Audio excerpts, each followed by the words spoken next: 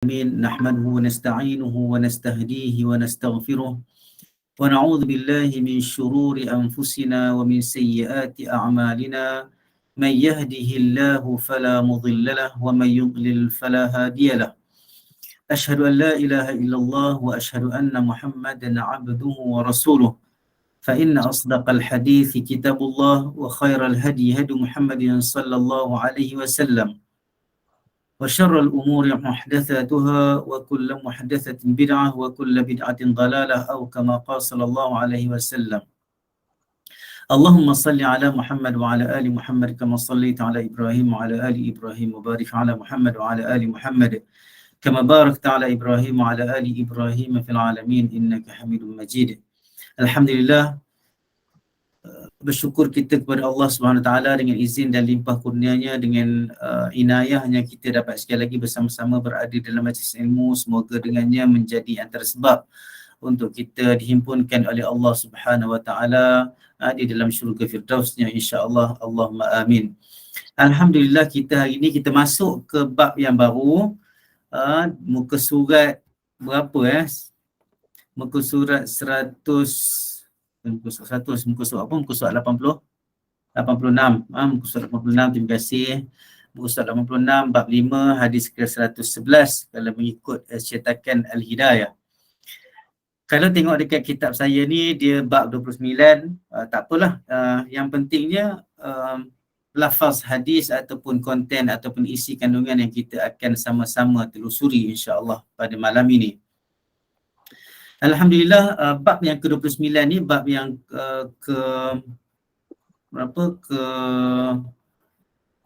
bab yang kelima dalam cetakan Al-Hidayah itu.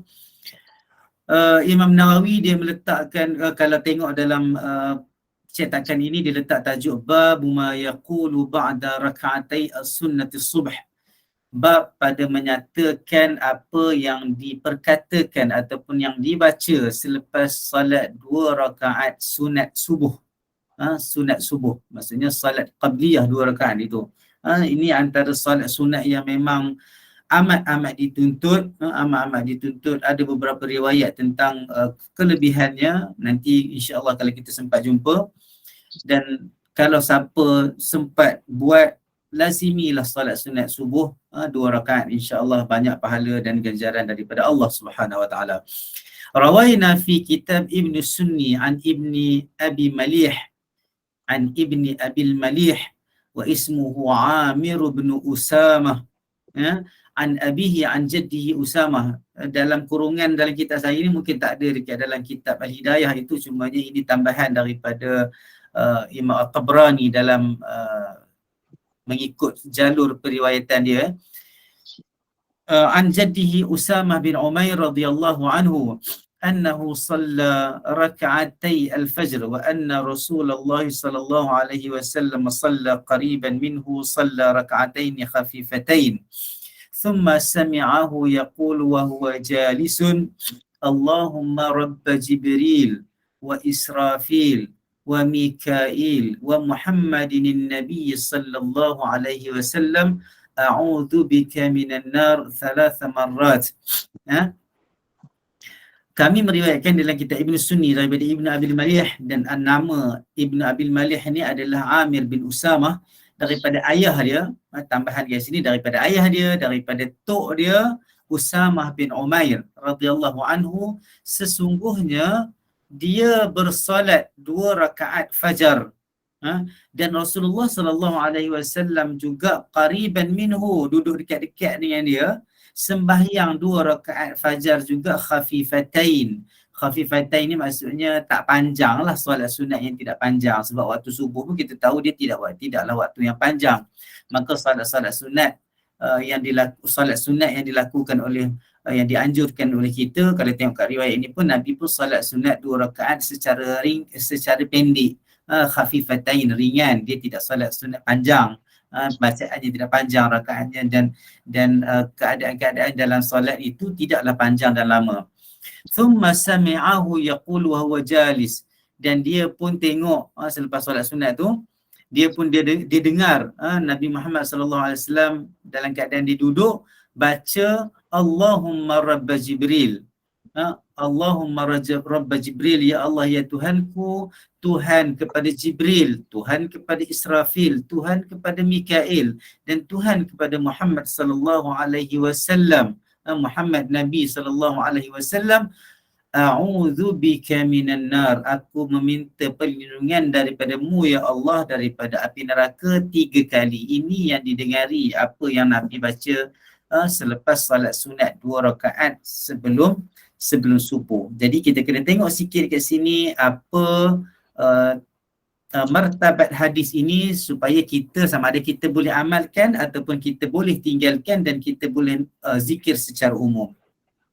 Kalau ikut dekat kitab Lawami', Al-Lawami' ni dia kata kategori hadis ini daif, bukan daif yang kuat, daif sahaja. Adalah beberapa isu pada sanadnya, tetapi Imam Ibn Hajar Al-Asqalani di dalam Nata'ijul Afkar mengatakan hadis ini hasan, wa hassanahu al-Hafiz Ibn Hajar bisyahidin lahu, maksudnya ada beberapa supporting riwayat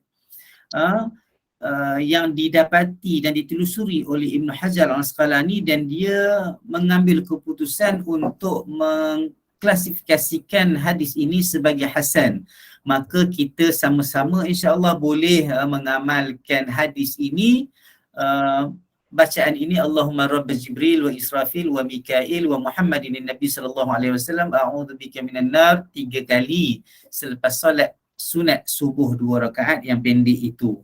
Maka bolehlah, walaupun ada beberapa isu tentang ini, tetapi dia tidak membawa kepada kita menjatuhkan hadis ini kepada kategori yang daif sangat-sangat ataupun lemah yang tersangat. Okey, boleh jadi kita dah dapat dah satu, boleh dah amalkan insya-Allah.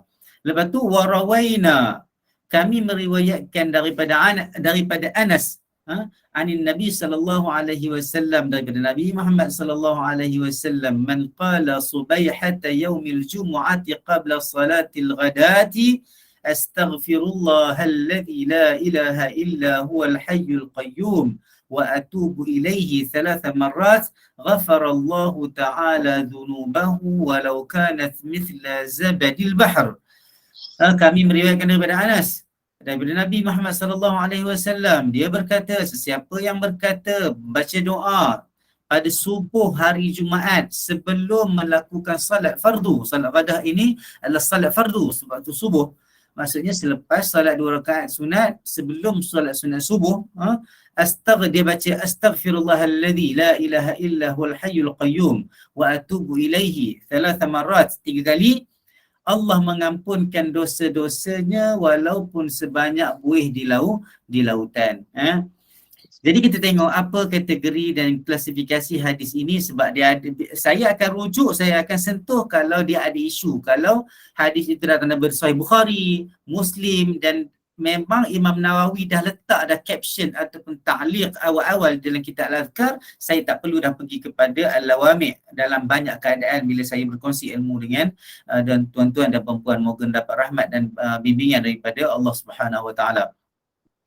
Hadis ini kalau tengok kategorinya adalah daif yang sangat-sangat, dikeluarkan oleh Ibn Sunni, dikeluarkan juga oleh Imam At-Tabrani dalam Al-Awsat. Dekat sanad dia ada banyaklah isunya, ada yang ditinggalkan periwayatannya, ada yang memang lemah. Jadi hadis ini kategorinya daif yang sangat-sangat, daif yang lemah. Maka kita boleh tinggalkan dan kita boleh amalkan doa yang tadi, beserta beberapa doa umum yang lain. Kita minta ampun, kita minta petunjuk daripada Allah Subhanahu Wa Taala selepas kita amalkan doa yang memang ada datang daripada Nabi Muhammad sallallahu alaihi wasallam. Maka ada dah bekalan kita insya-Allah selepas sunat subuh 2 rakaat yang ringkas itu.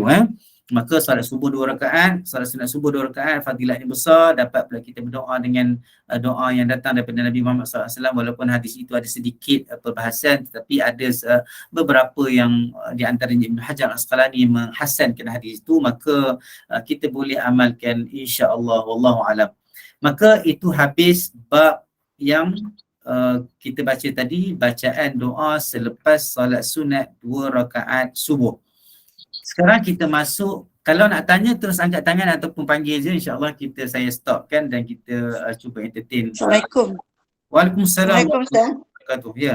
Dekat sini dia tulis sebelum waktu subuh. Ya, dekat sini solat sunat 2 rakaat sebelum waktu subuh. Jadi maknanya sebelum dia dah masuk subuh kan? Ya, itulah kalau tengok dekat sini, kalau tengok Dia dekat tulis sini, waktu. itu sebagai tajuk ataupun apa?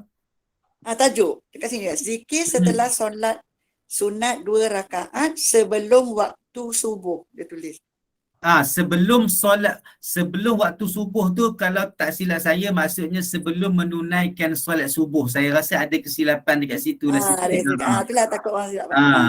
Patutnya solat subuh lah kan. Maksudnya kalau dia nak kata bukan sebelum waktu subuh, sebelum solat subuh. Sebelum solat subuh. Sebab kalau tengok dalam riwayat ni pun, yang riwayat yang kita tengok dekat sini, tengok yang riwayat yang kita kata kategori yang hasan tadi tu. Kategori yang hasan tu, sesungguhnya dia sembahyang 2 rakaat fajar, dan Rasulullah SAW solat dekat dengan dia kan, 2 rakaat khafifatain. Maksudnya ini solat sunat fajar. Solat sunat fajar, solat sunat 2 rakaat sebelum solat subuh. Maknanya bacaan ini memang kategorinya bacaan sebelum solat fardu subuh. Tapi selepas solat sunat 2 rakaat sebelum subuh, insya-Allah. Terima kasih banyak-banyak. Sama. Okey. Terima kasih. Saya terima kasih dengan Ustaz. Sama-sama. Memang kena ikut sebab kan kita dah baca dah. Saya cuba bawakan teks yang asal. Mungkin kalau ada beberapa perbezaan terjemahan, ada kewajarannya kita perlu ubah, kita ubah sikit-sikit lah. Sebab cetakan-cetakan apa terjemahan ni kadang-kadang ada yang mungkin kurang sesuai sikit lah. Dan mereka dah, itulah kita kata kita selalu kena bersyukur orang dah terjemahkan untuk kita. Tetapi kita juga kena belajar kalau ada mungkin kesilapan-kesilapan yang sedikit-sedikit sangat lah, insya-Allah. Semoga Allah sentiasa kita membantu kita untuk mengenal pasti dan mempelajari dengan baik, insya-Allah. Okey. Kita masuk kepada babu ma yaqulu idzan taha ila as-saf. Babu ma yaqulu idzan taha ila as-saf. Ini dah dekat-dekat nak masuk kepada solat. Bab pada menyatakan bila seseorang itu dah hampir, maksudnya dah sampai duduk dah di dalam saf. Ini cerita orang yang solat berjemaah lah kalau dikata saf. Tetapi bagi orang yang solat seorang-seorang, memanglah untuk orang lelaki solat seorang-seorang ni memang satu benda yang tidak baik lah, tidak baik. Kalau boleh solat jemaah, memang kita kena solat jemaah. Ada mazhab yang hampir memfardukan solat jemaah. Bagi orang perempuan dia adalah beberapa khilaf, yang ada yang mengatakan memang kalau ikut pendapatnya solat yang paling bagus untuk orang perempuan adalah di rumahnya, di hujriha, dekat bilik yang paling dalam dekat dalam rumah dia tu, sebab mengelakkan daripada fitnah, dapatkan ketenangan dan sebagainya. Tetapi tidak ada larangan untuk pergi ke masjid dan surau dalam keadaan kita menjaga adab-adab aurat dan segala perkara yang boleh menyebabkan fitnah, insya-Allah. Dan ataupun solat di rumah dengan anak-anak kecil yang sudah mumayyiz untuk menjadi imam, ataupun suami yang solat di masjid dan balik menjadi imam juga di rumah, menjadi imam kepada anak dan isterinya, insya-Allah. Maka solat jemaah itu satu solat yang dianjurkan dan disuruhkan sangat-sangat. Cuma bila sebut tentang bila dah sampai ke saf, maka mungkin ada orang tanya, kami yang tak duduk dekat saf ni macam mana? Makanya kita boleh ambil dan faham bahawa bila dah bersedia untuk melakukan solat, bila dah bersedia untuk melakukan solat, makanya selepas kita duduk dengar muazzin dan iqamah sebagainya tu, kita dah jawab, kita dah doa dan sebagainya, kita dah sampai kat saf. Sambil-sambil tu kita dah sampai kat saf. Ataupun kita memang duduk dekat saf tu dah lama, dah sampai dari awal tadi, muazzin duduk iqamah pun kita dekat situ, kita duduk situ sampai kita sembahyang dan sampai kita melakukan ibadat-ibadat zikir-zikir lain selepas solat, maka juga boleh diamalkan doa ini. Ini nak ceritanya dalam keadaan orang berpusu-pusu pergi ke saf, situasi masjid dan surau ataupun musalla-musalla tempat solat. Maka apa yang nak dikatakan bila dia dah sampai ke duduk dalam saf, barisan saf. Rawaina an Sa'd bin Abi Waqqas radhiyallahu anhu, kami meriwayatkan daripada Sa'd ibn Abi Waqqas radhiyallahu anhu, anna rajulan jaa ila as-salati wa Rasulullah sallallahu alaihi wasallam yusalli faqala hina intaha ila as-saf, sesungguhnya seorang lelaki telah datang kepada solat dan Rasulullah sallallahu alaihi wasallam sedang bersolat. Faqala hina intaha ila saf. Lelaki ni pun bila dia sampai dekat saf itu nak solat, dia pun baca Allahumma atini afdala ma yuti ibadikas salihin. Pendek je bacaannya pun. Ya Allah, ya Tuhanku, datangkanlah kepadaku, berikanlah kepadaku perkara yang paling afdal, paling bagus, yang dihadirkan, yang didatangkan kepada hamba-hambamu yang salih. Maksudnya kita minta, dia disebut tu di doa tu untuk dia minta semoga Allah datangkan kepada dia dengan segala bentuk yang paling baik yang dah diberikan oleh Allah SWT kepada hamba-hamba Allah Azza wa Jalla yang salih. Falamma qada Rasulullah sallallahu alaihi wasallam as-salah, setelah Nabi Muhammad sallallahu alaihi wasallam selesai salat, sebab Nabi dah solat dah masa tu. Nabi dah solat dah, dia baru sampai dekat saf, dia baca doa ni dan dia pun masuk kepada solat. Nabi dah tengah solat dah. Qala manil mutakallim, lepas Nabi habis solat, Nabi tanya siapa yang Nabi dengar kan? Siapa yang itu sebab kadang-kadang kalau ada orang kata khusyuk sampai kita tak dengar apa yang berlaku, kadang-kadang kita kata itu agak mustahil. Kalau tidaklah ulama membincang tentang kalau nampak, kalau dengar orang menjerit kebakaran, kena berhenti solat, pergi tolong orang dan sebagainya. Maka khusyuk satu perkara yang sebenarnya tidaklah menafikan seseorang itu boleh mendengar apa sahaja yang berlaku di sekelilingnya, cumanya kita tidak boleh ambil peduli sangat, ambil fokus, kecuali kita fokus kepada solat. Cumanya Nabi ada dengar orang ni masuk ke dalam saf dan dia baca doa tadi, dan selepas solat Nabi tanya siapa yang bercakap tadi, siapa yang baca doa tadi, dan orang tu kata qala ana ya Rasulullah, akulah ya Rasulullah. Qala idzan yu'qar. Maksudnya yang tadi yang sebut tadi tu lelaki. Okey, lelaki lain yang riwayat ini Sa'ad bin Waqqas. Lepas tu bila orang tu jawab, ana ya Rasulullah, saya lah yang baca doa tadi tu, yang sebut tadi tu. Nabi kata apa? Nabi terus bersabda, idzan yu'qara jawaduka wa tustashhada fi sabilillahi ta'ala. Sesungguhnya maka, dia kata, Nabi kata maka akan terputus, akan terpotong, akan dilibas, akan cedera kuda-kuda kamu, maksudnya kenderaan-kenderaan perang kamu. Wa tustashhada fi sabilillahi ta'ala, dan kamu akan mati syahid di jalan Allah Subhanahu wa taala. Rawahu an-Nasa'i wa Ibn Sunni wa rawahu al-Bukhari fi tarikhihi fi tarjamati Muhammad bin Muslim bin A'idh. Hadis ini diriwayatkan oleh Imam An-Nasa'i, Ibn Sunni dan juga Imam Bukhari dekat dalam kitab tarikh dia pada bab terjemah kepada Muhammad bin Muslim bin A'idh. Kita tengok apa klasifikasi hadis ini. Hadis ini dikeluarkan oleh Al-Bukhari dalam Tarikh Kabir, dan kategorinya adalah sahih. Tidak ada ulama Ibn Hibban mensahihkan dia. Hafiz Ibn Hajar Al-Asqalani dia kata telah menjadi hadis ini hasan, ke peringkat hasan, maka hadis ini boleh diguna pakai dan boleh dibaca dan diamalkan. Cuma kita tengok dekat sini ya, Nabi doakan apa kepada, maksudnya gambaran kepada apa yang Nabi bagi tahu, maksudnya akan cederalah kuda perang kamu, maksudnya akan jadi cacat ataupun akan cedera kenderaan tunggangan perang kamu, dan kamu akan mati di jalan Allah Subhanahu Wa Taala. Maksud kalau kita lah ada orang doa kita macam tu masa zaman sekarang, kita rasa mungkin pelik lah. Kita mungkin akan rasa pelik sebab kita bukan duduk dalam keadaan dan segmen episod kehidupan yang Allah takdirkan kepada para sahabat seperti zaman dahulu. Yang mana kalau orang kata kamu akan mati di jalan Allah SWT, kita mungkin wallahu alam. Wallahu alam. Tapi kalau orang kata kamu mati syahid, mungkin mati syahid dalam bentuk, contohnya bentuk-bentuk lain, syahid dunia, syahid akhirat, syahid dunia dan akhirat dan sebagainya, macam yang ni kita dah faham.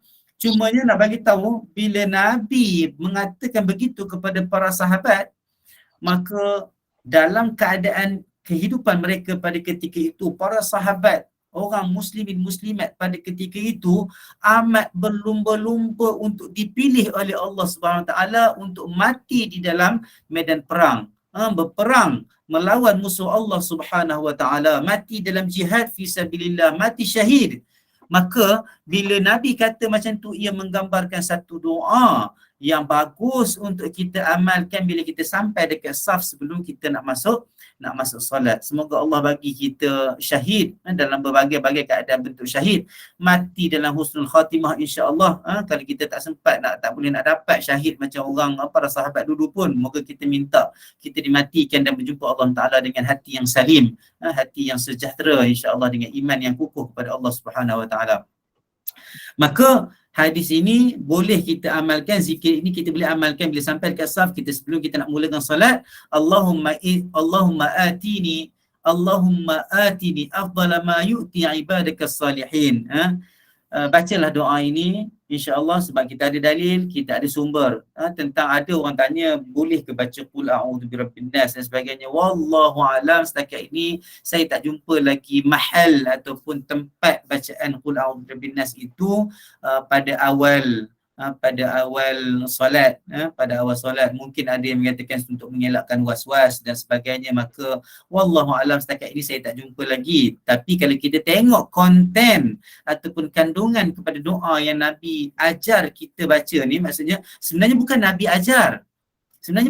ajar, tapi Nabi mengiyakan apa yang dibaca oleh para sahabat. Maka kita tengok isi patinya adalah dia minta daripada Allah Ta'ala, bawa mari benda yang Allah bagi, benda yang paling bagus Allah bagi kepada hamba-hamba yang salih. Di antaranya apa? Di antaranya adalah khusyuk dalam salat. Di antaranya adalah bebas daripada waswas syaitan.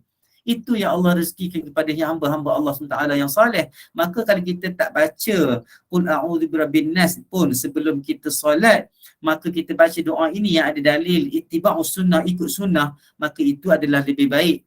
Kecuali kita nanti mungkin kita ada jumpa dalil tentang baca surah An-Nas sebelum solat itu, wallahu alam kita bolehlah amalkan. Setakat ini kita tak jumpa lagi, saya pun tak sempat nak cari lagi, wallahu alam.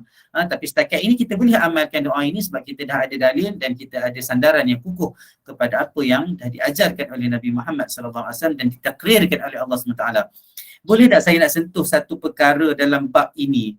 Sebab ada isu tentang ada orang kata kita boleh buat je benda baik. Benda baik je kita boleh buat je.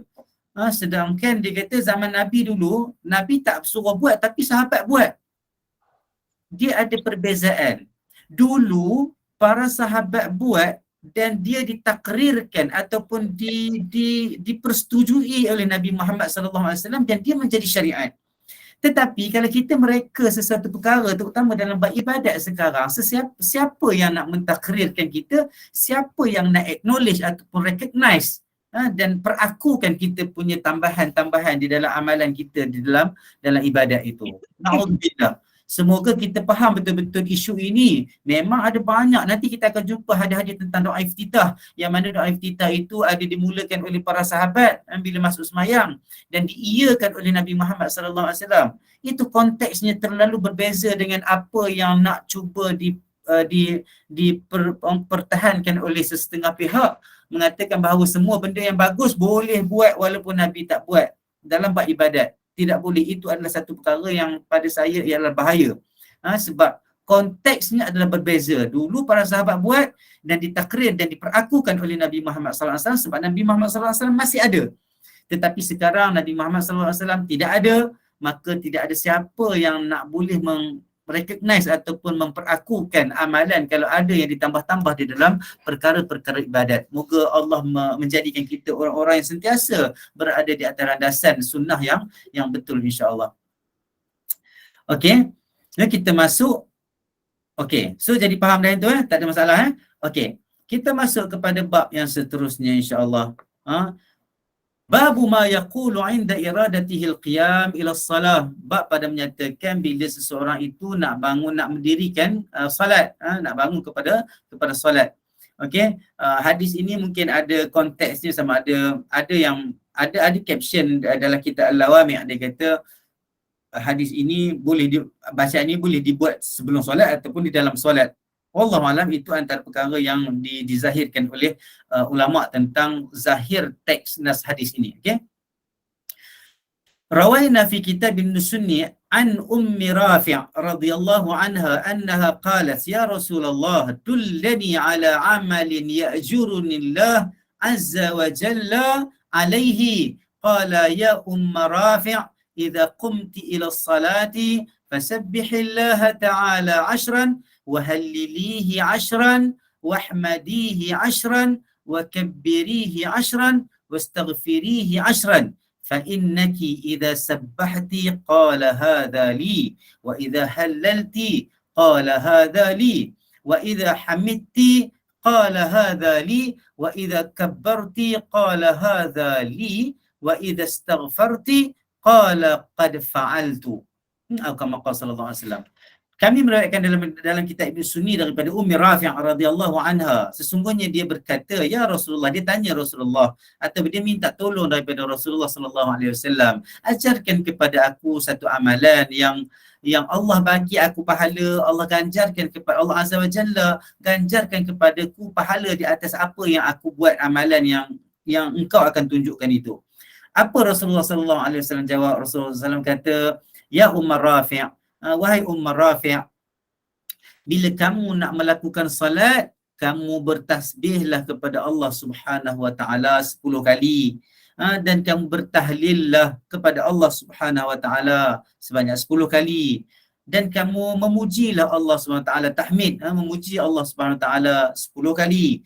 Dan kamu membesarkan Allah SWT takbir 10 kali juga, dan kamu minta ampun daripada Allah SWT istighfar juga 10 kali. Dan Nabi kata apa? Dia kata sesungguhnya jika kamu bertasbih kepada Allah, Allah akan kata ini untukku. Maksudnya Allah kata ini hamba aku buat dan puji aku.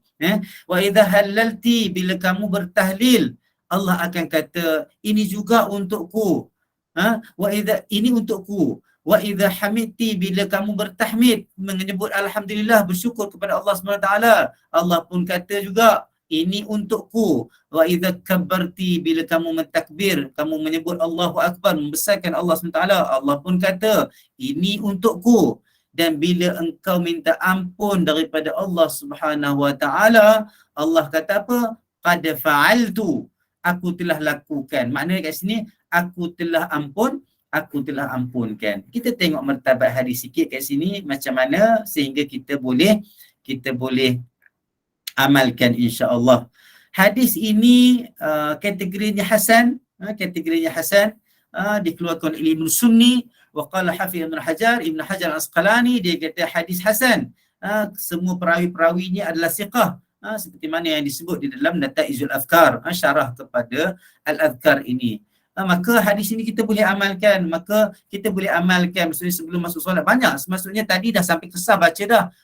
Sebelum masuk solat, kita sempat baca, kita baca lagi. Sebab kadang-kadang orang tengah susun saf solat, Bilal duk tegur, sawu sufufakum, duk tunggu jemaah lain sebagainya. Imam ambil masa sikit dalam 30 saat contohnya, 30 second contohnya untuk mengumpulkan para jemaah. Kita sempat baca doa ini insya-Allah, dan semoga kita mendapat keberkatan dan rahmat dan istijabah daripada Allah Subhanahu wa taala. Maka kita tengok kalau tengok apa yang Nabi tinggal kat kita tak ada peluang sebenarnya untuk nak tambah-tambah dah. Tak larat dah ini pun.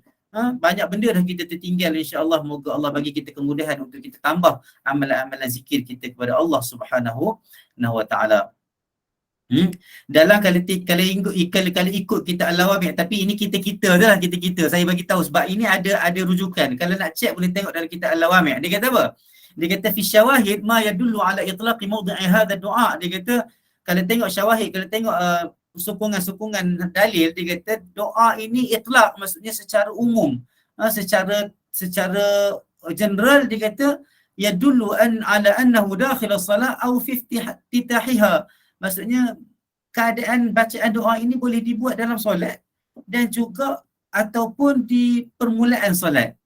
Maka hadis ini hadis umum, maka kita boleh amalkan. Tapi kalau nak keluar daripada khilaf, bacalah selepas baca doa tadi yang kita kata Allahumma inni as'aluka yang tadi kita minta untuk Allah Allahumma atini afdala ma tu'ti ibadaka salihin tadi tu. Lepas tu kita baca pula doa yang Nabi ajar ni, maksudnya atau berzikir ni, kita bertasbih, kita beristighfar, kita bertahlil.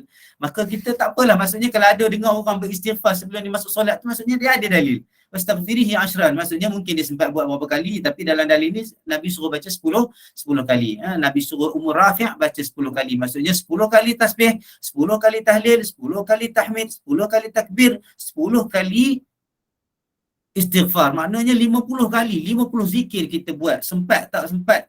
Moga Allah bagi kita kelapangan lah, insyaAllah. Kalau semayang seorang-seorang memang insyaAllah senang lah. Tapi bagi semayang yang ramai-ramai, kalau imam ada ambil masa lama sikit, kita bolehlah buat amalan-amalan ini insyaAllah. Okey, ada soalan tak? Okey, kalau tak ada soalan, kita terus lagi insyaAllah untuk terus masuk kepada bab yang seterusnya. Bab doa indal iqamah.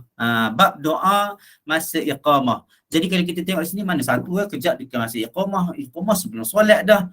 Ada yang pergi ke saf sebelum iqamah, betul tak? Ada orang awal-awal dia dah pergi ke saf sebelum iqamah lagi. Ada orang iqamah dulu baru nak pergi ke saf. Ada orang iqamah dah habis dah baru bangun daripada tengok handphone. Maka banyak keadaan manusia ini, maka peluang-peluang untuk kita beristighfar, minta ampun daripada Allah Ta'ala, peluang-peluang untuk kita mengisi perjalanan hidup kita, perjalanan proses kita nak melakukan solat itu, sebenarnya banyak ruang-ruang untuk kita baca dan kita berdoa kepada Allah Subhanahu Wa Ta'ala. Dan ini juga doa dan zikir yang kita boleh baca semasa iqamah. Sambil kita baca, kita jawab iqamah daripada muazzin Bilal dan sebagainya. Rawal Imam Asy-Syafi'i rahimahullah. Jarang kita tengok Imam Syafi'i meriwayatkan hadis kan, tapi sebenarnya memang Imam Syafi'i ada meriwayatkan hadis. Imam Syafi'i ada satu kitab hadis juga, tapi tidaklah berapa besar sangat, namanya Musnadul Imam Asy-Syafi'i, Musnadul Syafi'i. Kitab dia kecil itulah, lebih kurang macam tu. Jadi dalam tu ada himpunan-himpunan hadis yang memang Imam Asy-Syafi'i meriwayatkan sendiri. Rawal Imam Syafi'i rahimahullah fil biisnadihi hadithan mursalan anna Rasulullah sallallahu alaihi wasallam qala utlubu istijabat ad-du'a 'inda ittiqa'i juyush wa iqamati as-salah wa nuzulil ghaith. Telah meriwayatkan Imam Syafi'i rahimahullah di dalam kitab dengan sanadnya hadis mursal. Hadis mursal ini kalau ikut kategorinya adalah kategori hadis yang daif. Tapi kita tengok pula hadis daif ni, kalau tidak daif yang kuat, kalau ada supporting riwayat, ada supporting narrations daripada Nabi Muhammad SAW melalui jalur periwayatan yang lain, dia akan jadi kuat. Maka dekat sini memang Imam Nawawi bagi tahu dah awal-awal hadisnya hadis mursal. Sesungguhnya Rasulullah SAW bersabda, utlubu istijabat ad-du'a, mintalah doa-doa yang berada di dalam waktu-waktu yang istijabah. Mohonlah doa itu diperkenankan pada bila. Dia tak sebut 3, tapi dia bagi tahulah ada 3 tempat. Yang pertama apa? Inda iltiqa'il juyush, ketika mana bertemu dengan musuh. Macam hadis yang sebelum kita bincang tentang yuljam kan. Maksudnya bila bertemu musuh, betul-betul bertembung dengan musuh itu, maka dekat situ doa. Maka itu antara tempat istijabah doa. Wa iqamatis salah, pada ketika salat didirikan. Maksudnya ketika muazzin atau Bilal melakukan iqamah salah. Ataupun ketika nuzulil ghaith, ketika turunnya hujan. Hujan ada banyak keadaan lah, sama ada hujan itu hujan renyai-renyai, hujan lebat yang tidak membawa kepada banjir, ada hujan yang memang tak berhenti-berhenti 2-3 hari yang menyebabkan banjir. Tak kira lah, hadis ini umum. Maka ketika turun hujan boleh berdoa. Qala Syafi'i, Imam Syafi'i berkata, wa qad hafiztu an ghairi wahidin talab al-ijabati 'inda nuzulil ghaith wa iqamatis salah. Aku telah hafal, aku telah pelihara, maksudnya aku telah ada, dapat dan simpan banyak, bukan daripada seorang je, bukan daripada seorang sahaja. Maksudnya ini pengalaman dia kan. Maksud di antara mereka kawan-kawan orang alim juga, wali-wali Allah Taala, dia kata aku dapati memang mereka sentiasa memohon dan mendapat ijabah daripada Allah SWT bila mereka berdoa pada ketika turun hujan ataupun ketika muazzin tengah iqamah. Maka dekat sini boleh kita, sebelum tu kita tengok tadi dia bagi tahu dah hadis mursal. Kita tengok apa kategori hadis ini di sisi pentakhrij hadis di dalam kitab Al-Lawami'. Dia kata hasanun. Dia kata hadis ini hadis hasan. Maksudnya kategorinya hasan, maknanya kita boleh gunalah. Kita boleh amalkan insya-Allah. Bisyawahidihi. Bisyawahid ini macam saya kata tadi, dia ada supporting narration, ada periwayatan lain yang menyokong hadis yang mursal tadi. Maka dia kata kat sini Imam Asy-Syafi'i mengeluarkan hadis ini dalam kitab Al-Um daripada makhul, ada mursal, mu'dhal dan sebagainya, tetapi walahu syawahidun min hadis Sahl bin Sa'ad wa Abdullah bin Amr. Dia ada dua hadis yang sokong hadis ini sehingga hadis yang tadinya mursal terangkat menjadi hadis hasan. Boleh rujuk dalam kitab Nataijul Afkar oleh Imam Ibn Hajar Al-Asqalani, insya-Allah. Boleh. Maka kita belajar betul-betul, kita faham betul-betul supaya kita dapat amalkan perkara yang ajaran ataupun amalan yang betul-betul solid datang daripada Nabi Muhammad sallallahu alaihi wasallam. Semoga kita dapat beribadat dengan tenang, insya-Allah. Ada soalan? Kalau tak ada soalan, kita masuk kepada bab yang baru, bab yang besar juga ni. Bab yang besar juga, Kitabus Salah. Hari yang Kitabus Salah ini mukadimahnya tak ada banyaklah berkaitan dengan riwayat, cuma mukadimah oleh Imam An-Nawawi sebagai salah seorang figura besar di dalam mazhab Asy-Syafi'i, Imam An-Nawawi rahimahullah. Dia kata apa? Babu ma yaqulu idza dakhala fi salah. Bab pada menyatakan bila seseorang itu nak masuk kepada solat. I'lam anna hadzal bab wasi' jiddan. Ketahuilah bab ini luas. Saya minta maaf, saya tak baca terjemahan dekat Hidayah tu, tapi saya cuba terangkan kat sini, nanti yang Hidayah tu boleh baca sendiri siapa yang sempat tengok. Dan telah datang pada perkara yang mengatakan bacaan-bacaan nak masuk ke dalam solat ini, hadis-hadis yang sahih yang banyak dalam bentuk yang berbagai-bagai. Dia juga ada cabang-cabang yang banyak-banyak di dalam kitab fiqh. Kami akan menyebut dekat sini beberapa perkara yang usul, fundamental saja, dan beberapa maqasid ataupun tujuannya, tanpa kita masuk kepada perkara-perkara furuk, cabang-cabang yang kecil-kecil, persoalan-persoalan kecil. Dan aku juga menghazafkan, memadamkan beberapa dalil yang membawa kepada perbezaan atau pendapat ulama itu. Secara banyaknya memang majoritinya, kebanyakannya dia dikeluarkan untuk itharan lil ikhtisar, untuk menjadikan kita ini lebih ringkas. Itu pun ringkas pun kita tengok muka surat dekat 500 lebih kan, muka kita dapat habislah insya-Allah dan amalkan insya-Allah. Idh laisa hadzal kitab mawdu'an lil bayanil adillah, sebab kitab ni bukan kitab untuk membahaskan tentang dalil secara detail lah. Innama huwa li bayan ma yu'malu bihi wallahu muwaffiq. Dan kitab ini adalah untuk memberi penerangan apa yang kita boleh amalkan. Semoga Allah Subhanahu Wa Taala menjadi mempersetujui dan memperakui apa yang kita nak buat. Lepas tu dia masuk terus kepada bab takbiratul ihram. Bab pada menyatakan takbiratul ihram. Ada cerita Imam Syafi'i diuji. Siapa-siapa pernah dengar cerita Imam Syafi'i diuji bila ditanya apa maksud solat? Ada orang yang cuba nak uji Imam Syafi'i. Dia kata apa maksud solat? Jadi Imam Syafi'i kata solat itu dimulai dengan dua perkara sunat, dua perkara rukun, dan dua rukun dan satu sunat. Dia kata dua rukun dan satu sunat. Maksudnya solat itu adalah perkara ibadat yang dimulai dengan dua rukun, satu sunat. Yang dimaksudkan adalah rukunnya adalah niat dan berdiri betul, niat dan takbiratul ihram. Niat dan takbiratul ihram, walaupun berdiri betul itu termasuk di dalam rukun, tetapi yang dimaksudkan Imam Syafi'i itu adalah niat dan takbiratul ihram. Itu adalah rukun, dua rukun permulaan salat. Yang sunatnya apa? Yang sunatnya itu adalah mengangkat tangan. Jadi kita kena faham, kalau kita mengaji fiqh, kita belajar, kita kena faham bahawa takbiratul ihram bukan yang angkat tangan ni. Takbiratul ihram adalah perkataan atau pembacaan Allahu Akbar. Itulah takbiratul ihram. Angkat tangan ini bukan takbiratul ihram, tetapi perbuatan yang datang serentak dengan takbiratul ihram, dan perkara itu adalah sunnah. yang dituntut, yang dibuat oleh Nabi Muhammad sallallahu alaihi wasallam. Siapa yang masuk pada solat tanpa angkat tangan, sah dah solat dia? Solatnya adalah sah, tetapi bertentangan ataupun menyalahi sunnah Nabi Muhammad sallallahu alaihi wasallam. Okey. Jadi dia kata apa kat sini? Dia kata I'lam anna as-salah la tasihhu illa bi takbiratil ihram. Ketahuilah sesungguhnya solat itu tidak akan sah, tidak sah kecuali dengan takbiratul ihram. Faridatan kanat aw nafilah, sama ada solat itu solat fardu ataupun solat sunat. Wa takbiratu 'inda Syafi'i wal aktsarin juz'un min as-salah.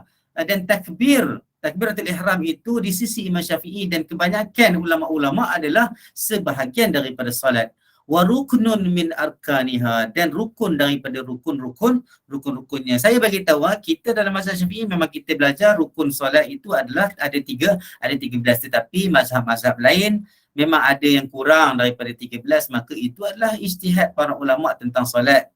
Sebab mereka juga solat mengikut dalil-dalil yang datang daripada Nabi Muhammad sallallahu alaihi wasallam. Cuma dalam mazhab Syafi'i dia disusun sebanyak 13 rukun, tetapi tidaklah berbeza dengan mazhab-mazhab lain dari segi cara ataupun hai'ah solat itu sendiri, sebab semua ulama mengambil daripada hadis-hadis yang datang daripada Nabi Muhammad sallallahu alaihi wasallam. Jadi kalau ada yang tiba-tiba jawab, dia kata mazhab kami rukun sembahyang macam ni, maka kena tengok kalau hai'ah ataupun gaya sembahyang itu sama je macam apa yang Nabi buat, maka ya betul walaupun dia kata rukunnya bukan 13 ya. Maka kita bila kita belajar, kita banyak kena berlapang dada dan kita tengok apa konteks dan apa keadaannya supaya hai'ah ataupun kaifiyah ataupun tata cara pengamalan solat itu mestilah mengikut seperti mana yang Nabi kata, sallu kama ra'aitumuni usalli, sembahyanglah kamu sebagaimana aku solat.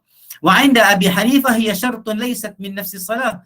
Tapi bagi Imam Abu Hanifah, dia kata angkat takbir itu, takbiratul ihram itu adalah syarat, bukan daripada solat, bukan menjadi rukun daripada solat. Cuba tengok. Jadi Imam Abu Hanifah sendiri mengatakan takbiratul ihram itu bukan rukun daripada rukun solat. Maka dekat situ ada perbezaan. Tetapi mereka buat tak? Mereka buat sebab ia adalah syarat. Maka perbezaan ulama-ulama meletakkan sama dia syarat atau ia rukun itu adalah semata-mata ijtihad di kalangan para ulama yang mahir dengan dalil-dalil yang datang daripada Allah Ta'ala dan Nabi Muhammad sallallahu alaihi wasallam. Wa'alam. Ada soalan Ustaz, contoh jika solat sendiri terutamanya turutan mana yang sesuai? Zikir berada dalam saf, zikir hendak dirikan solat, kemudian baru iqamah dan mulakan solat. Kalau kita solat seorang-seorang, buat dulu yang lain tu. Yang apa, bila datang ke saf, bila kita berdiri dekat sejadah kita tu, lepas tu kita nak doa untuk apa, satu pertanyaan yang bagus, cumanya jawapannya dia boleh datang dalam berbagai-bagai bentuk lah. Maksudnya kalau nak mari buat mana-mana urutan pun tidak ada masalah. Maksudnya nak iqamah dulu, sebab dia iqamah dia tak payah jawab dah sebab dia seorang-seorang. Kalau iqamah dekat masjid, dia kena jawab apa yang Bilal jawab. Bilal kata, maka ikut terpulang. Kalau dia datang kepada saf dulu sebelum sebelum Bilal iqamah, maka dia bacalah doa sampai dekat saf dan dia bacalah zikir-zikir dan tasbih-tasbih yang dianjurkan kepada Rafi' tadi kan. Maka bila muazzin mula iqamah, dia pun baca iqamah dan dia terus melakukan apa yang, sebab lepas iqamah pun ada doa-doa yang Nabi suruh baca juga kan secara umum, sebab iqamah juga termasuk di dalam seruan azan. Maka banyak ruang untuk kita amalkan zikir-zikir tu. Maksudnya kalau nak letak mana dulu pun tak apa, tapi kalau nak tengok, maksudnya kalau kita solat seorang-seorang, kita susunlah sendiri. Maksudnya kita pergi dekat sejadah, sebab kalau kita tak duduk kat sejadah, kadang-kadang kita persediaan kita nak solat itu, ketenangan kita tu tidak hadir kan. Kita sibuk dengan benda lain. Jadi duduk atas sejadah dulu, kita baca dulu doa, kita baca doa-doa lain yang sebelum kita nak iqamah. Maksudnya duduk baca zikir dalam saf, baca zikir untuk dirikan solat, kemudian baru iqamah, dan lepas iqamah tu ada doa-doa lain. Dan kita teruslah untuk memulakan solat insya-Allah. Banyak insya-Allah apa yang kita boleh buat. Semoga Allah bagi kita peluang, dan keberkatan untuk kita mengamalkannya insya-Allah. Wa'alam anna lafz takbir ay yaqul ketahuilah bahawa lafaz takbiratul ihram itu adalah seorang itu mengatakan Allahu Akbar, ataupun dia kata Allahul Akbar. Ni mesti ramai tak pernah dengar. Saya pun kita berkongsi ilmu, maka boleh sebut Allahu Akbar ataupun Allahul Akbar sebab kedua-duanya melambangkan lafaz takbir, lafaz membesarkan Allah Subhanahu wa taala. Fahadhani jaizan 'inda Syafi'i wa Abi Hanifah wa akharin. Kedua-dua perkara ini, kedua-dua lafaz ini jaiz, harus di sisi Imam Syafi'i, Imam Abu Hanifah dan beberapa imam-imam yang lain. Wa mana'a Malikus Tsani, dan Imam Malik dalam mazhab Syafi'i, dalam mazhab Maliki, Imam Malik sendiri, Malik bin Anas sendiri melarang untuk menggunakan lafaz Allahul Akbar, lafaz yang kedua tadi tu. Fal ihtiyat ay ya'ti al-insan bil awal, dan untuk kita berada di dalam langkah berhati-hati tu biar dia safe side, untuk kita selamat, untuk keluar daripada khilaf, liyakhruja minal khilaf, dia kata kan. Imam Nawawi kata maka kita buatlah yang pertama iaitu Allahu Akbar. Tidak ada alif lam pada akbar itu. Boleh wala yajuzu takbir bi ghairi hadaini lafzain, dan tidak boleh melakukan takbir selain daripada dua lafaz ini. Maka kalau ada orang kata Allahul Azim ataupun Allahul Muta'ali ataupun Allahu A'zam ataupun Allahu A'az ataupun Allahu Ajal wa ma asbaha hadha, ataupun seumpama dengannya, la tasihhu salatuhu 'inda Syafi'i wal aktsarin. Tidak sah solatnya di sisi Imam Syafi'i dan majoriti ulama-ulama. Tapi Abu Hanifah pula dia kata sah pula. Maka itu adalah ijtihad di sisi Imam Abu Hanifah. Maka kita serahkan kepada Allah Subhanahu Wa Taala tentang apa yang berlaku perselisihan di kalangan para ulama. Kita pesan baik kepada para ulama dalam bentuk mereka mempunyai dalil apabila mereka berijtihad. Walau qala akbarullah, dan kalau seseorang itu kata akbarullah, tak boleh, la tasihhu ala sahih indana, tidak sah salat itu di sisi qaul ataupun pendapat yang paling sahih di sisi kami, di sisi mazhab Syafi'i. Wa qala ba'd ashabina, dan sebahagian daripada ulama-ulama dalam mazhab Syafi'i dia kata tasihhu kama law qala fi akhir salah. Sahih, boleh sah kalau kata akbarullah, seperti mana seseorang itu kata di ujung solat dia, instead of assalamualaikum dia kata alaikumussalam, fa innahu yasih ala sahih. Dia kata sahih, boleh sah solat dengan salam yang begitu, alaikumussalam. Itu sebahagian daripada pendapat-pendapat dalam mazhab Syafi'i, tetapi yang mu'tamad, yang masyhur, majoriti pendapat-pendapat dalam mazhab, pendapat imam-imam dalam mazhab Syafi'i dan juga majoriti ulama yang lain adalah Allahu Akbar, dan bagi salam dengan assalamualaikum. Maka kita tinggalkanlah perkara yang khilaf, kita boleh kita keluarkan pada khilaf, seperti mana yang ulama anjurkan. Dia kata al-khuruj minal khilafi aula, keluar daripada khilaf itu adalah lebih utama, mengelakkan fitnah, mengelakkan sengketa dan sebagainya. Semoga kita dapat buat ibadat dengan tenang, insya-Allah. Okey. Ustaz, Allahul Akbar, apa dan fungsi huruf hul? Oh tak, dia kalau tengok dalam bahasa Arab, Allahul Akbar, Allah dia yang maha besar. Allahu Akbar, Allah sifatnya maha besar. Jadi itu dari segi grammar lah, kedua-dua frasa Allahu Akbar, Allahul Akbar. Hul tu sebenarnya tambahan alif dan lam sebelum alif, kaf, ba, ra, akbar. Boleh boleh nampak maksudnya hul tu, dia punya hul tu sebab ada alif lam sebelum akbar. Tetapi ulama Imam Nawawi kata gunalah yang pertama iaitu Allahu Akbar untuk keluar daripada khilaf, walaupun di sisi mereka, di sisi ulama-ulama, boleh Allahu Akbar ataupun Allahul Akbar sebab kedua-duanya membawa makna at-takbir. Boleh. Jadi bukan hul itu sebagai huruf, tetapi bunyi itu adalah lahir daripada adanya alif dan lam mati sebelum perkataan akbar. Boleh Okey. Okey. InsyaAllah. Okey. Ketahuilah, dia kata, wa'lam annahu la yasihhu at-takbir wala ghairuhu min al-adhkar hatta yatalaffaz bilisanihi bihaitsu yusmi'u nafsahu idza lam yakun lahu 'arid. Okey, idza lam yakun lahu 'arid.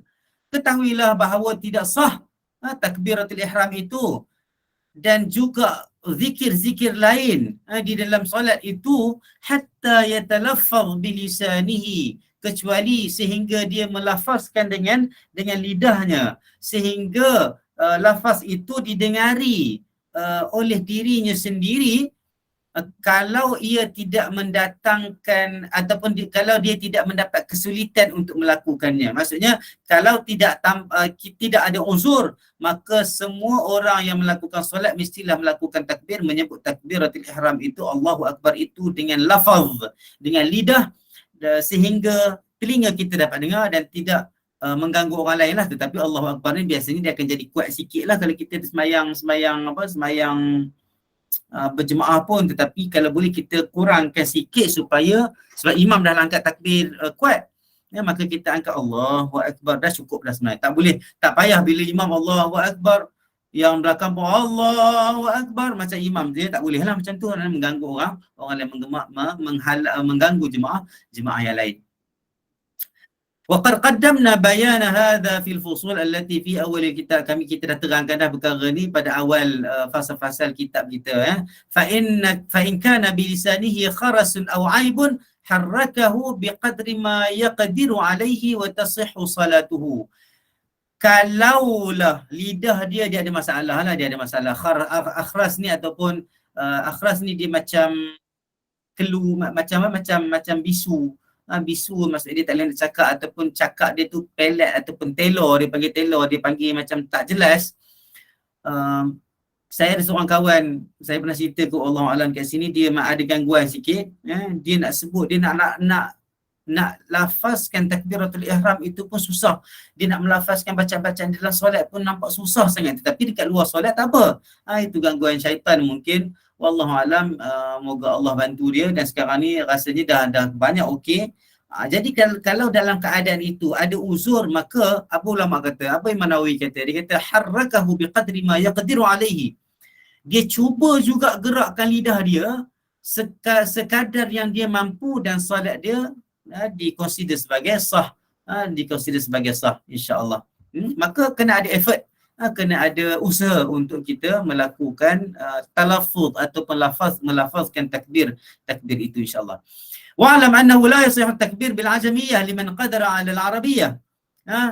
Ketahuilah bahawa tidak sah takbir dengan bahasa ajam. Bahasa ajam ini bahasa selain daripada bahasa Arab. Maka kita tak bolehlah nak liman qadara 'ala al-arabiyyah, bagi orang yang mampu untuk menyebut dengan perkataan dengan bahasa Arab walaupun dia tak faham. Dia boleh je sebut bahasa Arab, kecuali dia nak sebut bahasa Arab tu, Allah tu tak boleh dia sebut, dia jadi macam Allah ke, kan. Kalau kita pergi ke China contohnya, ke beberapa kawasan dunia ni, tempat dekat dunia ni, ada kaum-kaum komuniti yang mungkin agak suka nak melaksanakan ataupun melafazkan Allah dengan tafkhim, dengan tebal itu. Jadi dia sebut Allahu Akbar. So kalau pelat dengan dia dah usaha, tidak ada masalah. Janji kena usaha, tapi tidak boleh dia tukar macam kita pula. Kita kata tak boleh nak sebut Allahu Akbar, kita pun kata Allah Maha Besar. Masuk kepada salat, Allah Maha Besar. Maka itu tidak boleh, tidak boleh. Wa amma man la yaqdir, bagi orang yang tidak boleh, fayasihhu, maka solat itu sah, maka dia boleh. Kalau dia tak boleh langsung, tapi agak mustahil lah kalau kita kata dia tak boleh nak sebut. Kalau dia tak boleh nak sebut, sedangkan kalau orang tu boleh bercakap, maksudnya dia boleh menyebut. Maksudnya kalau dia sebut Allahu Akbar ke pelat dan telor tu, dia sebutlah juga. Sebutlah juga dalam keadaan dia tahu itu adalah bahasa Arab. Maka salat dia adalah sah walaupun tidak sempurna sebutan bahasa Arab itu. Dan wajibu alaihi ta'allumul arabiyyah, dan wajib bagi dia untuk mempelajari bahasa Arab Dekat sini kena faham dan kena perhati betul-betul, bukanlah membawa makna kena belajar bahasa Arab sehingga pandai macam orang lain baca bahasa Arab. Maksud dekat sini kita bercakap dalam konteks belajar menyebut bahasa Arab itu untuk membolehkan dia melaksana dan menunaikan solat dia dengan sesempurna mungkin. Dengan menyebut dan melafazkan beberapa bacaan rukun qauli di dalam solat itu dengan bahasa Arab. Fa in qassara fi ta'allum, kalaulah dia tu sengaja untuk tidak belajar dan dia tetap juga dalam keadaan tidak fasih menyebut rukun-rukun qauli, terutama dalam takbiratul ihram ini, maka solatnya tidak sah. Sebab apa? Sebab tak sah? Sebab dia tak ada effort, sebab dia tak ada usaha. Maka kita kena usaha. Wa tajibu i'adatu ma salla fil muddah, dan wajib bagi dia untuk mengulang balik solat dia pada keadaan dia tidak berjaya dan tidak boleh menyebut, tak boleh nak baca bahasa Arab itu dalam keadaan dia memang tak belajar. Dia sengaja sambil lewa buat kerja lain boleh, ada banyak urusan yang dia boleh buat, tapi dia tak reserve masa dia untuk belajar bahasa Arab dan belajar untuk menyebut rukun-rukun qauli di dalam solat itu dengan baik, maka dia kena ulang balik solat dia. Tapi kalau dia dah cuba, dia dah put effort, tetapi masih juga lagi susah nak sebut bahasa Arab dan dia terus dengan solat dia dalam keadaan dia cuba sedaya upaya dia, maka solat dia sah dan dia tak perlu qada solat dia balik. Cumanya kita kena hati-hati juga bila kita ini, mungkin ada kawan-kawan yang baru masuk Islam, saudara-saudara baru kita, mereka keimanan mereka masya-Allah kan, tetapi dari segi bacaan-bacaan dalam solat mungkin mereka susah sikit, sukar sikit. Kita jangan downkan mereka, kita bantu mereka, kita bagi mereka motivasi, teruskan solat juga dalam tempoh yang sama, terus belajar. Sebab ada juga ramai orang yang memeluk Islam, kembali kepada Islam dengan sebab mereka tak hafal lagi bacaan-bacaan dalam solat, dia pun tak nak solat. Maka kita suruh je dia orang solat dulu, buat rukun-rukun fi'li dulu sebelum melakukan rukun-rukun qauli yang banyak yang lain itu. Maka kita kena berdakwah dengan baik, memudahkan. Macam Nabi kata dalam satu hadis yang kita jumpa sebelum ni, bu'ithtum muyassirin walam yub'athu mu'assirin. Kamu semua dibangkitkan, diutuskan dalam keadaan kamu memudahkan orang lain, memudahkan urusan orang lain. Kamu tidak dibangkitkan untuk menyusahkan urusan orang lain dan menyempitkan urusan orang lain. Maka kita memudahkan di dalam konteks kita beribadah dan kita berdakwah kepada jalan Allah Subhanahu wa taala. Wa'lam anna al-madhhab as-sahih al-mukhtar anna takbiratul ihram la tumad wa la tumattat bal yaquluha mudrajatan musri'an wa qila tumad was-sawabul awwal. Ketahuilah bahawa mazhab yang betul, yang terpilih, bahawa takbiratul ihram itu tidak boleh dimatkan ataupun dipanjangkan. Mattat maksudnya dipanjangkan, dialunkan, Allahu Akbar. Dia tak boleh panjang macam tu. Mazhab yang sahih begitu. Bal yaquluha mudrajatan musri'an. Maka dia bahkan dia kena buat benda tu, dia kena sebut benda tu secara cepat. Dia kena sebut benda tu secara cepat. Waqila tumad. Ada yang kata boleh panjangkan tapi tidaklah panjang secara melampau. Wasawabul awal, yang betulnya memang ada yang kata boleh mat, boleh panjangkan, tetapi dia kata, Imam Nawawi kata yang betulnya, yang terpilihnya, yang sahihnya adalah tidak ada mat, sebab berdasarkan beberapa hadis para sahabat. Contohnya dalam bab takmin, dalam bab sebut amin ada riwayat mengatakan panjang, tetapi dalam bab riwayat takbiratul ihram tidak ada riwayat mengatakan dipanjangkan. Maka kita angkat takbir Allahu Akbar cepat, tak ada masalah. Cuma dia kata kat sini, dia kata li'alla tazulan niyah. Sebab apa? Sebab tak nak bagi panjang-panjang, sebab takut niat itu terkeluar ataupun tergelincir an qalbihi bil mad, dengan sebab dari tergelincir daripada hati dia dengan sebab panjangnya sebutan Allahu Akbar, sebutan lafaz takbir itu. Tetapi kalau kita tengok, wallah ini saya sentuh sikit lah. Saya rasa kita berhenti dekat situ. Saya sentuh sikit tentang keadaan ramai jemaah-jemaah kita di luar sana yang memanjangkan takbir sebab dikatakan nak memasuk ke semua niat. Sebenarnya mungkin ada ijtihad para ulama tentang itu, tetapi perkara itu kalau disalah fahamkan dia akan mengganggu kita solat dan dekat situ kadang-kadang datang was-was. Kalau dulu siapa-siapa belajar dekat pondok, siapa-siapa yang belajar tentang isu kena masukkan qasad, ta'arud, ta'ayin di dalam niat itu, saya tak katakan benda tu salah, tetapi perkara itu disusun oleh para ulama untuk membantu kita niat apa yang perlu ada dalam hati kita sebelum kita solat, supaya seorang itu betul-betul peka dan alert dan notice betul-betul, sedar betul-betul dia nak solat apa. Dia nak solat apa, dia nak solat fardu ke berapa rakaat tu dia kena tahu. Tapi bagi orang yang dah biasa, dia memang dah tahu dia nak pergi solat maghrib, memanglah 3 rakaat, takkan solat maghrib 4 rakaat. Dan solat maghrib mestilah solat fardu, dia pun dah faham solat fardu, maka dia masuk Allahu Akbar sebab niat dah ada dah. Tapi bagi orang banyak, dulu-dulu saya tengok banyak lagi kesian sebenarnya yang angkat takbir lama Allah, kadang-kadang sehingga mengganggu orang sebelah. Ada yang Allah, kita bukan menyebut tentang apa, tetapi kasihan sebab sebenarnya angkat takbir itu mudah, maka kita mudahkan untuk seorang itu masuk pada solat Allahu Akbar, Allahu Akbar, cukup. Ada yang kadang-kadang Allah, ada. Saya tengok depan mata saya sendiri, maka kita minta Allah bantu mereka, Allah hilangkan was-was mereka, Allah mudahkan mereka dan kita semua masuk kepada solat dan kita khusyuk di dalam solat kita. Wallahu alam. Jadi yang pentingnya adalah niat. Niat itu adalah lintasan hati. Itu sebab lafaz niat itu tidak wajib. Yang wajibnya adalah niat di dalam hati. Maknanya bila seorang itu duduk berdiri di atas 3 sembahyang, dia dekat saf, dia dah tahu dah nak solat zuhur, nak solat asar ataupun nak solat apa-apa solat. Dia dah tahu dah dalam kepala dia memang nak solat. Tak ada pun orang datang ke dekat saf semayang, ambil air semayang, lepas tu datang dekat saf bawa nasi lemak makan. Tak ada. Memang semua orang nak semayang. Semua dah tahu nak semayang dan dia berdiri, niat itu dah ada dalam hati dan Allahu Akbar, teruskan solat insya-Allah. Maka moga-moga solatnya sah dan diterima oleh Allah Ta'ala. Ustaz, selain daripada bacaan biasa ketika sujud akhir, bacaan apa yang elok kita amalkan? Oh, ini kita tak sampai lagi ni. Kita tak sampai lagi, baru masuk pada awal solat.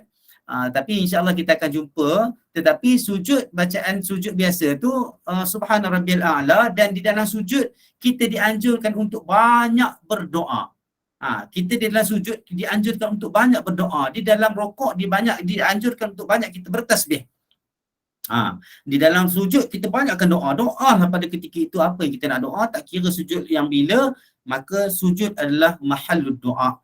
Selepas kita Subhana Rabbiyal A'la, Subhana Rabbiyal A'la, Subhana Rabbiyal A'la itu, kita doa lah banyak-banyak. Kita doa banyak-banyak. Cumanya siapa yang jadi imam jangan doa banyak-banyak, takut ada makmum yang nak cepat, maka kita doa sekadarnya dan kita bangun dan kita bagi salam. InsyaAllah semoga jemaah itu dirahmati dan diberkati oleh Allah Subhanahu Wa Taala. Boleh Puan Salihah? Okey, insyaAllah. So saya boleh berhenti dah Puan Inun? Rasanya kalau Ustaz nak teruskan setakat yang termampu boleh juga. Ya, boleh Okey. Boleh. Kalau siapa nak, okey, kita sambung sikit lagi sehingga sebelum masuk kepada hukum takbir. Hukum takbir saya baca satu perenggan lagi, lepas tu kita berhenti insya-Allah. Dia kata wa amma baqi takbirat. Sesungguhnya baki ataupun takbir yang lain. Takbir yang lain. Maksudnya takbir yang lain takbir intiqalat. Yang tadi kita sebut tentang takbiratul ihram. Okey. Tentang takbir lain selain daripada takbiratul ihram, fal madhhabus sahih, madhhab yang benar dan terpilih adalah istihbabu maddiha ila an yasila ila rukni alladhi ba'daha. Disunatkan untuk kita madkan, kita panjangkan takbir itu sehinggalah kita sampai kepada kedudukan rukun fi'li yang seterusnya. Wa qila la tumad, ada dikatakan juga tidak dipanjangkan, sama juga dengan takbiratul ihram. Falau madda ma la yamuddu aw taraka madda ma yamuddu lam tabtul salatuhu lakin fatathu al-fadilah. Tapi kalaulah dipanjangkan perkara yang tidak dipanjangkan ataupun meninggalkan panjang perkara yang tidak dipanjangkan, maksudnya dalam takbir itu tidak ada banyak tempat pun sebenarnya yang boleh panjangkan, satu tempat dia boleh panjangkan. Satu tempat sahaja boleh panjangkan, iaitu nanti kita tengok. Maksudnya kalau tertinggal memanjangkan takbir itu tidak batal solat, lakin fatatul fadilah, maksudnya tapi terlepaslah kelebihan, maksudnya bagi takbir yang selain daripada takbiratul ihram. Untuk takbiratul ihram memang pendek, untuk dan boleh panjangkan, tetapi yang pendek lebih utama. Tapi bagi takbir intiqalat, yang sahihnya adalah panjangkan sehingga dia beralih kepada rukun yang selepas itu. Tetapi ada juga yang kata tidak panjangkan, maka yang dalam bab takbir intiqalat, maka fadilatnya, kelebihannya kepada takbir yang memanjangkan takbir. Tapi siapa yang tak panjangkan tu, dia terlepas kepada kelebihan yang dianjurkan, yang diijtihadkan oleh para ulama itulah, ya. Dan ketahuilah, dia kata wa'lam anna mahallal mad, ketahuilah bahawa mahal, tempat untuk memanjangkan itu di dalam takbiratul ihram itu, huwa ba'dal lam min Allah, ia adalah satu tempat je, itu selepas lam dalam lafaz jalalah, wala yamuddu fi ghairihi, dan tidak boleh dipanjangkan pada selain daripada tempat itu. Tidak boleh dipanjangkan pada selain daripada tempat itu. Maknanya boleh panjangkan Allahu Akbar, itu saja. Cuma saya tak boleh nak panjangkan tempat lain. Mat dekat situ saja, Allahu Akbar. Tapi kalau Allahu Akbar, dia tak betul dah tu. Lafaz itu tidak betul. Lafaz takbir itu tidak betul sebab dia ada mat sekurang-kurangnya dua harakat dekat Allah itu. Cumanya saya nak tegur dan pesan kepada para imam, semoga hati-hati kalau kita, pergerakan kita di dalam solat itu agak perlahan. Kalau pergerakan dalam solat kita itu agak perlahan, kita takuti makmum mendahului kita. Yang tu kita tak nak. Kita tak nak makmum mendahului kita. Jadi itu sebab ada ulama dia pesan untuk fiqh imam, dia kata bergerak dulu ataupun bergerak dulu, itu lebih selamat. Dia kata bergerak dulu sampai hampir kita nak duduk dekat keadaan rukun fi'li yang seterusnya tu. Contohnya macam sami Allahu liman hamidah, okey, Allahu Akbar, nak rokok Allah, masa kita turun tu, angkat takbir tu, tengah-tengah tu baru kita sebut Allahu Akbar. Ataupun ada yang style dah duduk dah dekat situ baru Allahu Akbar, dah tetap, supaya masa kita Allahu Akbar tu makmum baru ikut. Tapi kalau kita Allah daripada awal, Allahu Akbar, kadang-kadang ada makmum laju, dia dah Allahu Akbar, dia dah dulu. Jadi mendahulukan perbuatan imam ini takut menjadikan rosaknya jemaah atau keluar dia daripada jemaah. Innama ju'ilal imam liyutamma bihi, Nabi kata. Sesungguhnya dijadikan imam itu untuk kita mengikutinya. Maka kena ikut apa yang imam buat, tidak mendahului imam. Tapi kalau kita punya pergerakan laju, imam yang sihat segar, dia Allahu Akbar, ataupun Allahu Akbar tapi pergerakan dia laju. Dia sebab lafaz itu sunat, yang wajibnya itu kedudukan. Jadi kalau orang makmum lebih dulu daripada imam, ditakuti rosak jemaahnya. Wallahu alam. Jadi imam dia ada fiqh dia, imam kena cerdik, imam kena ada hikmah semua semasa mengemudi solat jemaah. Ustaz, selain bacaan, okey. Ustaz, kalau Allah macam mana ni puan Salbiah?